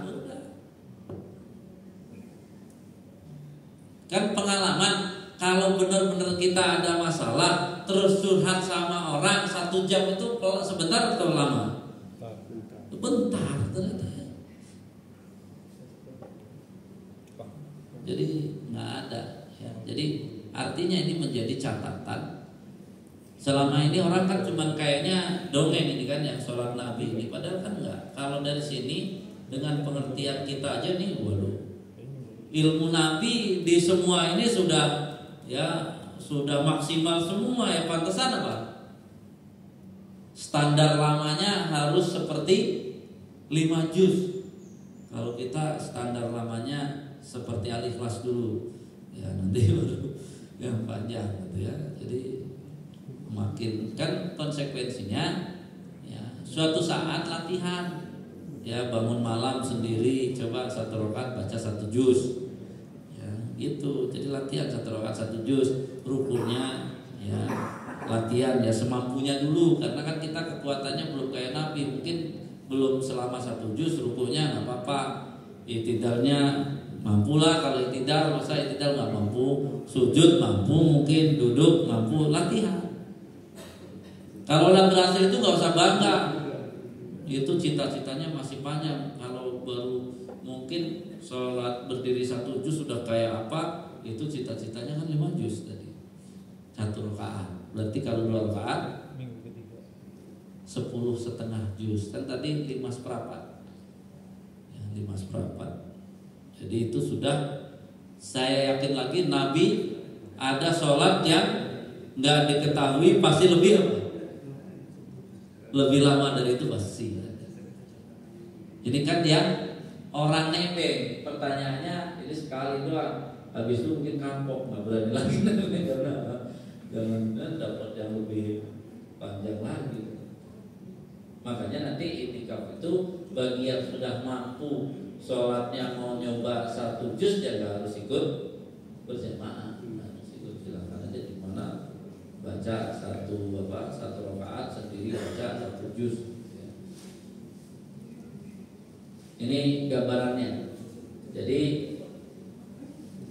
jelas ya kita ini targetnya yang harus dipahami oleh kita semuanya. Jadi akhir dari teori itu di sini. Tapi prakteknya kan yang belum apa? Tadi talqin ya, ke dalam hati makna komunikasi waktu itu cuma baru takbir sama Al-Fatihah. Kalau bisa dihabiskan. Ya, kemudian sampai salam. Kemudian yang kedua dicoba ini. Nyoba susahnya mengisi dialog antar ucapan sholat yang kita ungkapkan pada Allah. Makanya kan berarti sholat tuh kalau Nabi berarti kan Bismillahirrahmanirrahim. Mungkin bisa lama kalau sendiri. Tapi kalau baca suratnya mau 5 juz ya mungkin langsung dulu. Ya. Tapi nanti yang maksimal pasti dia apa?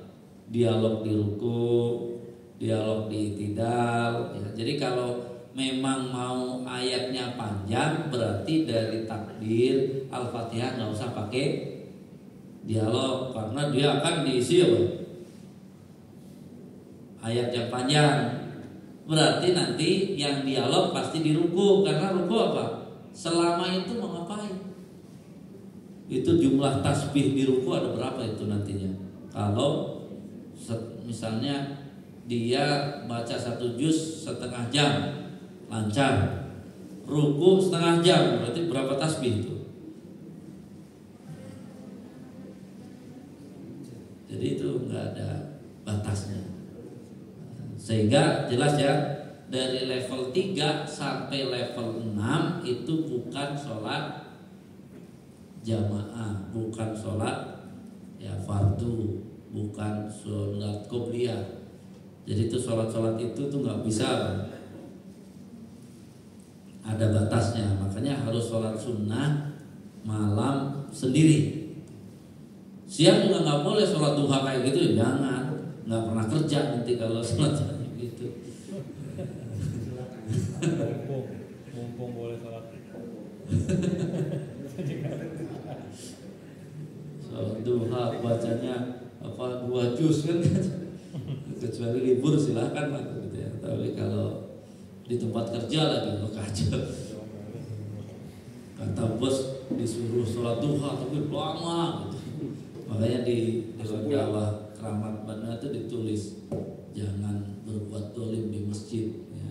Kalau sudah selesai sholat segera kembali ke kantor, jangan jadikan masjid fitnah ternyata tidur. Alasannya ke masjid ternyata bukan sholat ya, sholatnya udah selesai dari tadi, tidurnya yang lama. Nah, wallahu a'lam bishawab, sisanya silahkan ya pertanyaan-pertanyaan.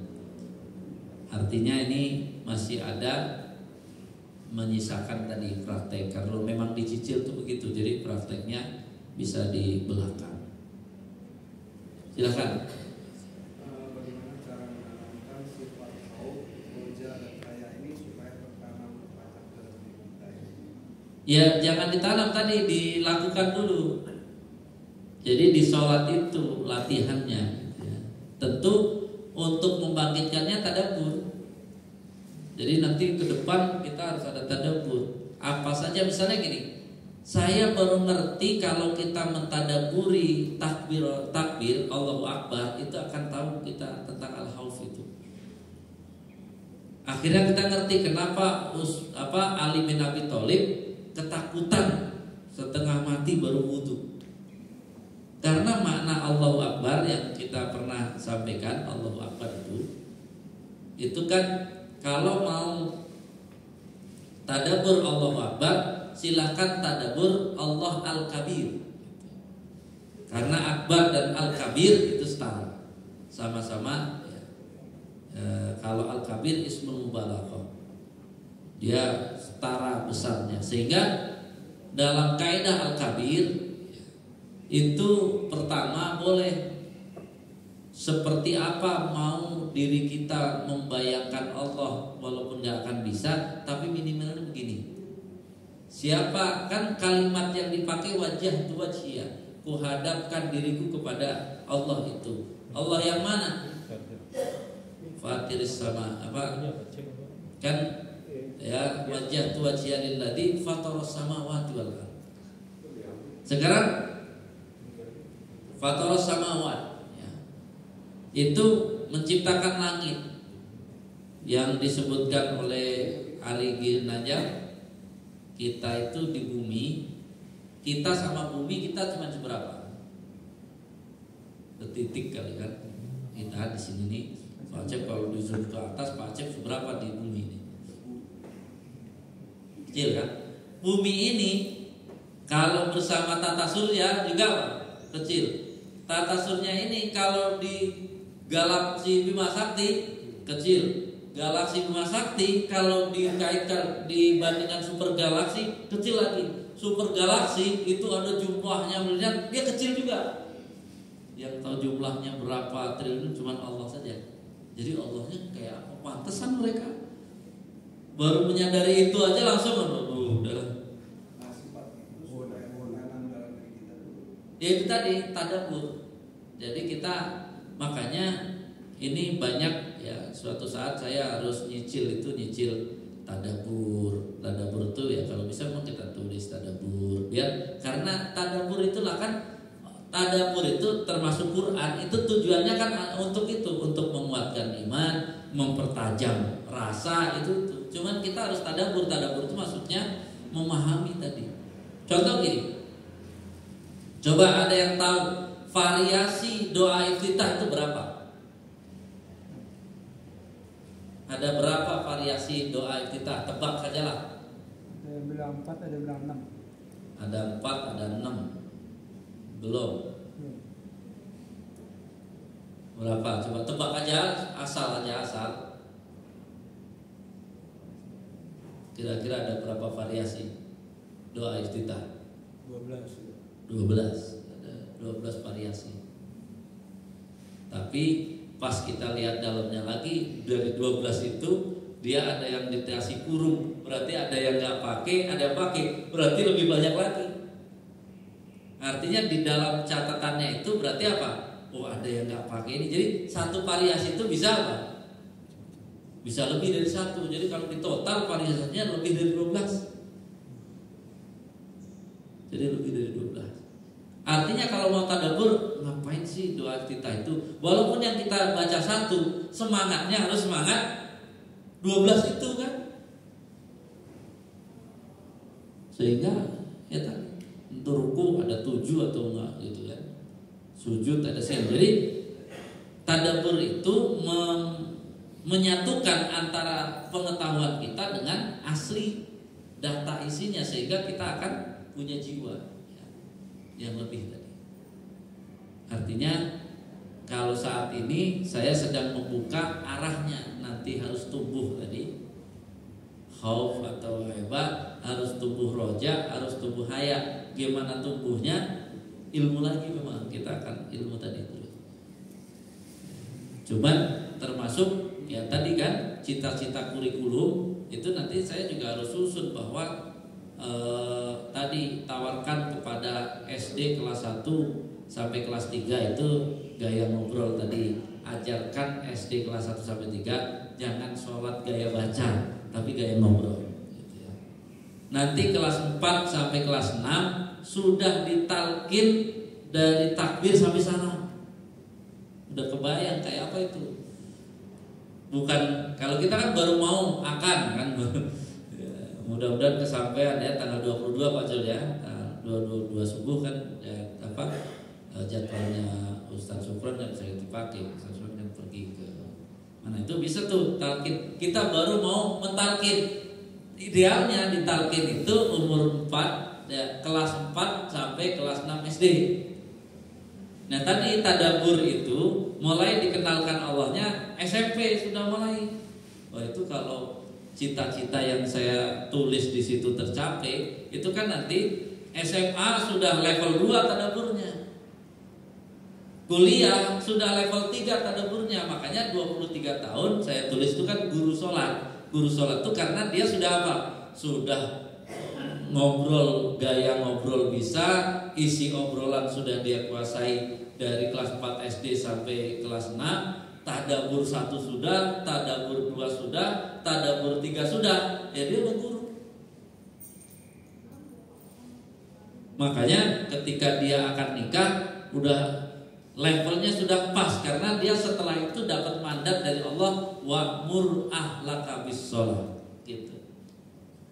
Ayo kamu ajarin tuh, didik keluargamu dengan sholat. Dia udah. Padahal sukses mendidik keluarga sholat, itulah Allah angkat Nabi Ismail menjadi nabi. Jadi Nabi Ismail menjadi nabi karena kesuksesannya mendidik keluarganya sholat dan zakat. Artinya kalau kita punya kemampuan untuk itu, levelnya sudah luar biasa. Bayangkan kalau 23 tahun dalam pendidikan Islam sudah bisa jadi guru sholat, udah selesai sudah masalah. Karena kan tanha anil fahsya munkar kalau diputar terus, dia cinta dengan Allah, dia takut udah selesai.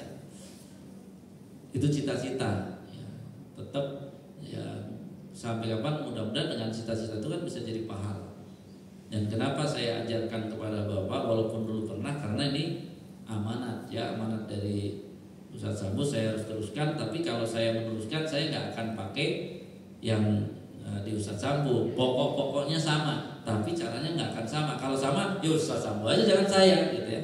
Ketika saya mau nggak mau mengerahkan seluruh ya cara untuk akhirnya dapat formula ini, gitu ya. Formula yang ini itulah tadi. Dan sehingga apa? Minimal yang hadir di sini ikut sudah akhirnya punya cita-cita kan sholat tuh. Kalau punya cita-cita, puas nggak dengan sholat sekarang? Enggak. Kalau orang sekarang karena nggak punya cita-cita merasa mau ditambah aja udahlah, ini aja udah susah gitu. Karena dia nggak punya cita-cita untuk apa? Untuk tadi Nabi udah ngajarin segitu. Ibaratnya sehebat-hebatnya masjid kita, kayaknya di 1 juz itu udah mentok. Berat untuk mengangkatnya. Tapi apa? Kita nggak, bagi yang sudah ngerti ini belum seberapa, jangan dibanggakan. Karena apa? Kita inginnya kalau pas i'tikaf sendiri 1 juz 1 rakaat, itu udah mulai cita-cita bagus. Kenapa harus 1 juz? Orang cita-cita saya minimal pernah merasakan 5 juz kayak Nabi kan gitu ya. Saya tapi latihannya 1 juz. Cuman 5 juz Nabi bukan baca cepet, oh sudah ada sekarang 5 juz ya, bukan. Tadi lihat 5 juz Nabi itu 5 juz dengan penuh ilmu. Bahkan i'tidalnya selama 5 juz itu, rukuknya selama 5 juz itu, sujudnya selama 5 juz itu, duduknya semuanya berarti selama 5 juz itu. Panjang, cuma 2 rakaat berarti sampai subuh. Saya nggak hafal, lihat lagi nanti ada hadis Nabi mengulang-ulang 1 ayat sampai subuh. Bayangkan, berarti apa? Bisa pakai qul huwallahu aja Pak. Jadi tapi diulang lagi sepanjang apa dialognya, kemudian rukuk sujudnya yang penting lama. Bahkan Pak, kalau kita pakai surat pendek, rukuknya selama berdirinya itu udah selesai jam 9:30 Pak, bukan jam 9. Kalau kita mau pakai ukuran Nabi. Kan orang sering cuma baca sebaik-baik sholat adalah lama berdirinya. Dia belum baca hadis ini. Maksudnya lama berdirinya itu konsekuensinya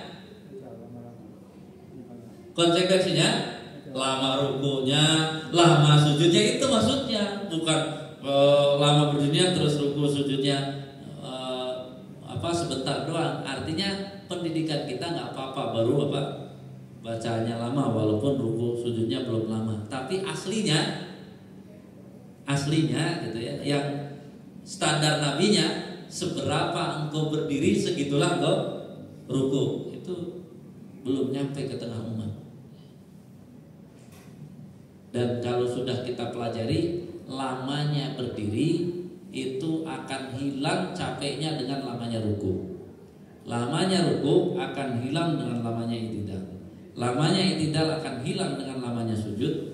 Lamanya sujud akan hilang dengan lamanya duduk. Lama duduk akan hilang dengan sujud lagi sampai tahiyat. Sebenarnya sudah hilang semua rasa capeknya gitu. Itu asalnya. Ketika kita nggak seimbang, tetap masih capek jadinya karena tidak seimbang itu. Ada lagi pertanyaan, silakan. Ya, dalam rangka tadi kita mengisi dalam ruku sujud itu berdoa itu. Ada pernah saya dengar satu pendapat bahwa kalau berdoa di dalam salat, berdoa di dalam salat itu jangan memakai doa-doa yang ditulis di dalam Al-Quran. Itu benar ya? Hadisnya bunyinya dilarang baca Quran dalam rukuk dan sujud, baca. Kalau doanya sebenarnya nggak masalah. Cuman kalau saya membatasi, kalau mau doa di rukuk itu tadi doa yang sesuai dengan konteks rukunya. Kan ada yang dari beberapa seperti di ruku misalnya ada yang baca yang tertulis Rabbana hablana wa min azwajina wa dzurriyyatina qurrata a'yun. Itu kan tertulis dalam Al-Qur'an. Ya. Tapi boleh itu dibaca. Boleh. Yang nggak boleh itu adalah apa? Qalu Rabbana atina fid dunya hasanah. Kan itu ayatnya kan bukan Rabbana atina hasanah, tapi apa? Katakanlah. Ada qalu kan depannya. Teksnya bukan esensi doanya. Bukan esensi doanya ya. Iya, kalau diambil teks doanya namanya doa. Kalau yang disebut ayat itu berarti apa? Satu. Baca ayat itu mah kan gitu. Bacaan Al-Quran. Jadi dilarang membaca Al-Qur'an. Ya gitu. Maksudnya kalau gampangnya gitu. Subhanarabbiyal a'la wa bihamdi. Bismillahirrahmanirrahim. Qul huwallahu ahad. Mudah bacaan itu. Jadi dilarang gitu. Jadi Kalau nanti doanya ketika sujud jadi nanti tadaburnya ruku itu ada berapa variasi bacaannya. Itu isinya ada yang doa, ada yang itu. Jadi artinya ke sana. Ya kan kita belum buka itu bedah itu karena kita belum tadabur. Saya pernah baca itu ketika salam terakhir Allah masih bisa baca surah ketika Aisyah. Itu paling cuma salah satu, tapi artinya apa? Itu nanti ada banyak, ya datanya ada, hadisnya ada. Saya sudah mengumpulkan itu. Artinya apa?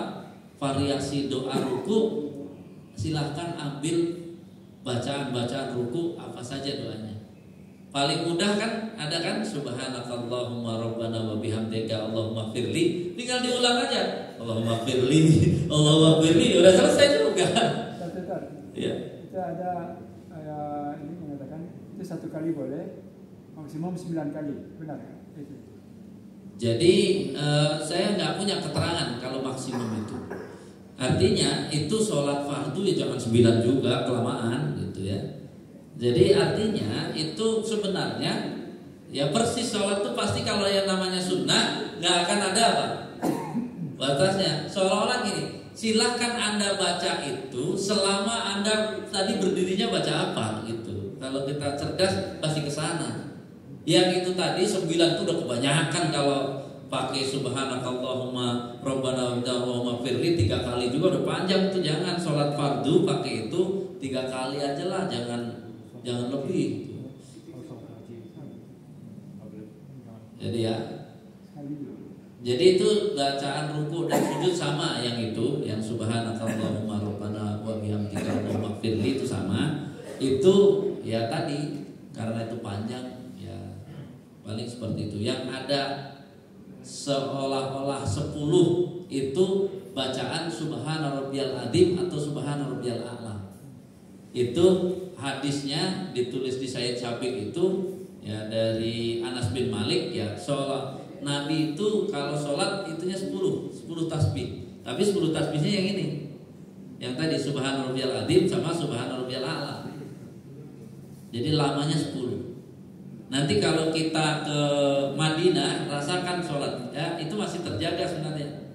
Kalau kita biasa ngitung di Masjid Nabawi itu kalau subhana rabbiyal adzim, subhana rabbiyal adzim, nanti 10 baru sami Allah. Tapi kalau di Mekah 7 subhana rabbiyal adzim, 7 sami Allah.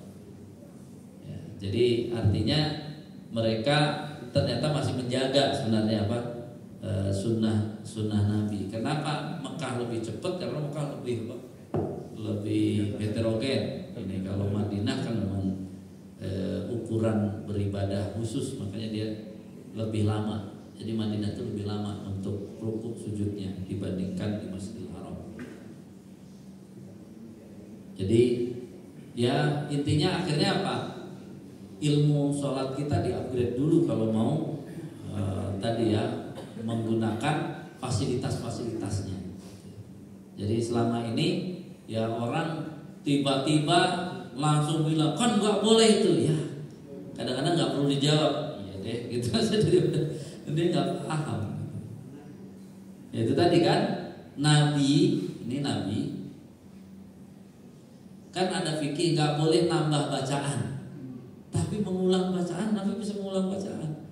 Ternyata mengulang menurut kita sama dengan nambah, padahal bagi Nabi mengulang tidak dianggap menambah yang gitu.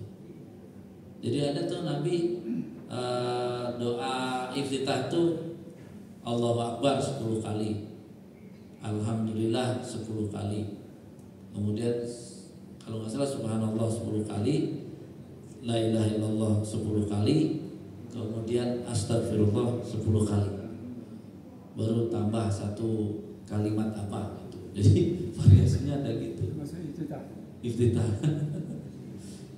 Jadi emang kita aja. Nah terus kalau sholat tahajud, iftitahnya yang dibaca di doa itu, ya Allahumma ya, lakal hamdu anta qayyumus samawati wal ardi wa ma fihin wa lakal hamdu anta malikus samawati wal ardi, itu doa iftitah. Di kita disebut doa sholat tahajud, padahal itu doa iftitah sholat tahajud. Ya, baik, ini mudah-mudahan ya kita dengan proses ini insya Allah kita mulai ada gambaran. Ini secara teori sampai sini itu selesai, ada gambaran. Tapi ya tadi ya isinya itu ya yang harus diisi. Bersabar adalah ada di sana ilmu-ilmu yang ditadaburi, terus lain-lain yang diketahui, itu sangat banyak.